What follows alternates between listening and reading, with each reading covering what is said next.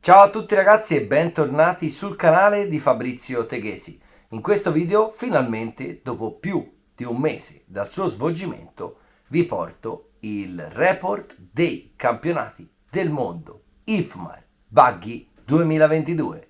Dopo la sigla.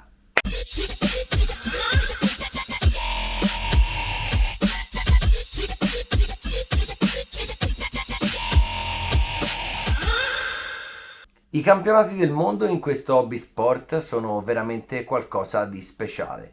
Sono ogni 2 anni, è una gara secca e quindi ragazzi l'atmosfera che si respira è qualcosa di difficilmente descrivibile. Io in questo video proverò a passarvi alcune delle emozioni che ho provato e a descrivervi com'è andata la mia gara, ma soprattutto cosa si fa ad un mondiale. Il mondiale ragazzi non è una semplice gara, il mondiale è un'avventura. Sono 6 manche controllate più 2 manche di reseeding per comporre le batterie ufficiali, 6 qualifiche da 10 minuti con il rifornimento durante la manche quindi, e poi una o più fasi finali a seconda di come va la gara. I campionati del mondo sono magici a partire già dal viaggio di andata. Mentre sei in aeroporto, mentre prendi l'aereo, pensi che dovrai affrontare 6 lunghissimi giorni di gara. Infatti ragazzi il mondiale dura 6 giorni e pensi che ti scontrerai con i migliori piloti del mondo della tua categoria. Ritengo già la semplice partecipazione ad un mondiale una vittoria, perché vuol dire che sei tra i migliori della tua nazione a fare questo hobby sport. Vuol dire che sei stato selezionato per rappresentare l'Italia ad un campionato del mondo. Eccoci qua ragazzi, siamo arrivati e stiamo per prendere la navetta della macchina per ritirare le macchine a noleggio. Per fortuna i bagagli sono arrivati tutti e adesso andiamo a prendere la macchina. Il mondiale è una gara difficile. La pista muta tantissimo dal primo all'ultimo giorno e devi essere bravo a fare le scelte giuste al momento giusto per seguire i mutamenti del tracciato. Il mondiale è una gara dura perché tutte le mattine ti svegli presto e nel mio caso già dal day 1. Buongiorno, sono esattamente le 6:30 della mattina ed è il day 1 qua al campionato del mondo. Parlo piano perché intorno a me tutto ancora dorme e niente, ieri sera abbiamo preso l'appartamento, abbiamo aperto le valigie, le abbiamo rifatte come devono stare per fare la gara e siamo andati a cena. Siamo andati a cena e poi siamo andati subito a letto perché stamattina dobbiamo andare prima degli altri in pista per effettuare le registrazioni e le punzonature della macchina. Adesso carico e ci si va in pista.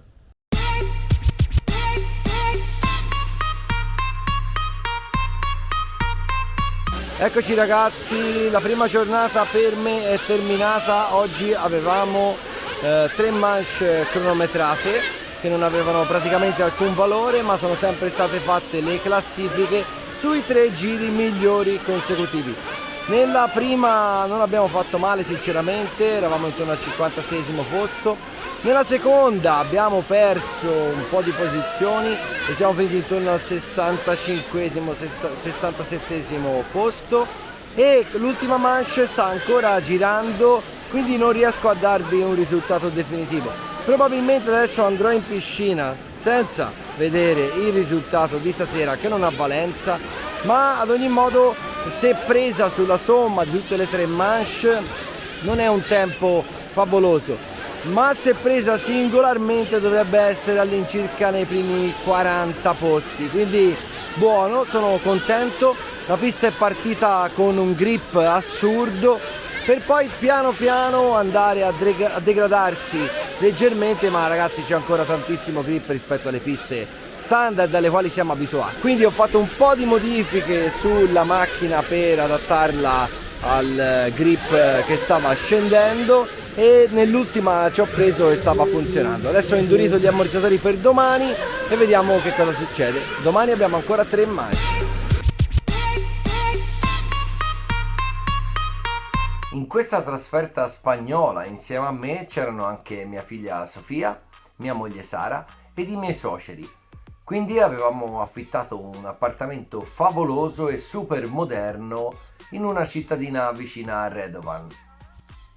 Nell'appartamento era presente anche una piscina condominiale con tanto di idromassaggio dove ci rilassavamo dopo ogni giornata in pista.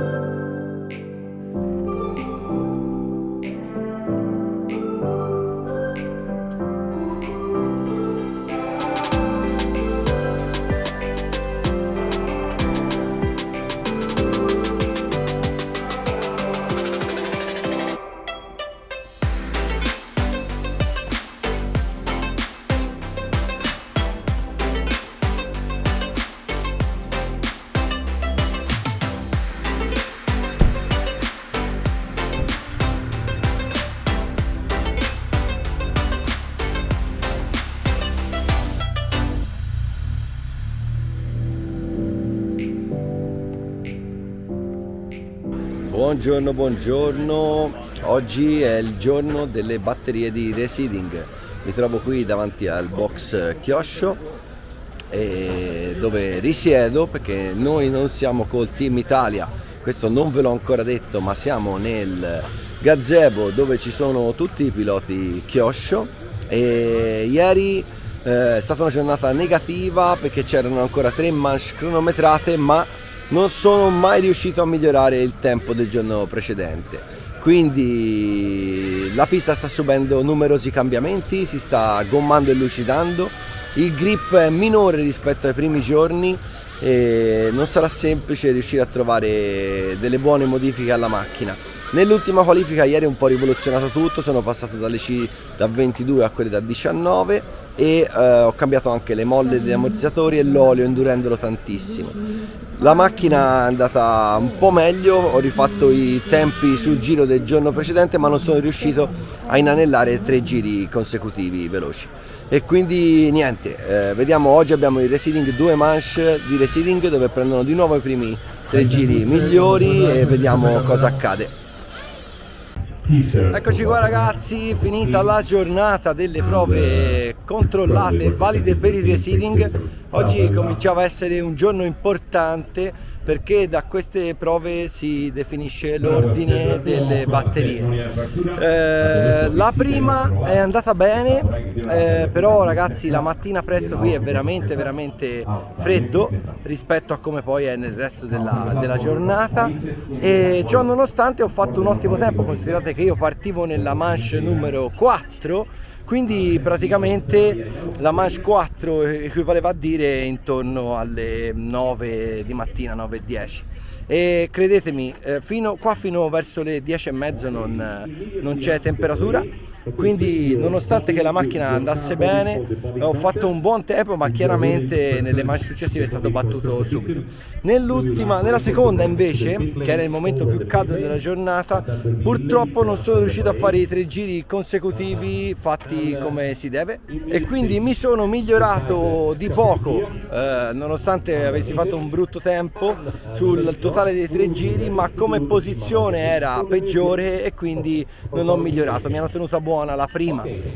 della mattina presto e sono finito in posizione 89, quindi vedremo dopo il reseeding in che batteria sarò finito, e domani ragazzi cominciano le qualifiche. E adesso cerimonia di apertura dei mondiali. E è sempre un momento molto suggestivo con gli inni nazionali e tutte le squadre dei team delle nazioni che girano per la pista a piedi con i propri modelli per fare questa parata di presentazione. Della penisola italiana e l'equipo nazionale della squadra nazionale della Italia, Italian National Team representing AMSI, Scaramozzino, Ongaro, Massaglia, Valente, Baruffolo, Tessione, Panchetin, Astorino, Berton, Ricchi, Seghessi, Romanni, Dario, Gabrielli, e mi manca qualcuno ma non vedo tutto il mondo. È come un team di calcio, qualcuno sei va in sotto, grazie. Vai a cantare? Ehi, non cantano?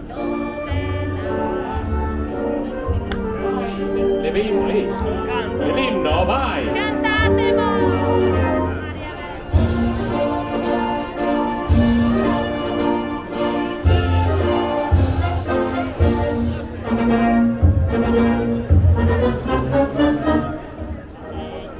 Grazie tante la Italia, benvenuti, ehi, brava la squadra azzurra!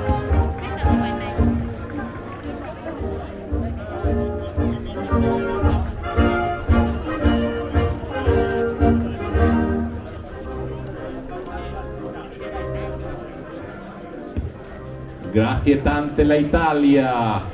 Bene ragazzi, il video stava diventando un po' troppo lungo, quindi per farvelo gustare meglio ho deciso di dividerlo in due parti. Da adesso facciamo sul serio. Dal prossimo video iniziamo le qualifiche. Quindi ragazzi, non vi perdete mercoledì prossimo il video delle qualifiche e delle fasi finali del campionato del mondo di Radovan. E io ragazzi, oltre ad invitarvi a mettere un like e a condividere il video e ovviamente ad iscrivervi al mio canale, vi invito anche a commentare per chiedermi qualunque curiosità su ciò che avete visto per il momento di questo campionato del mondo a Radovan, e noi ci vediamo il prossimo mercoledì con la parte 2. Ciao!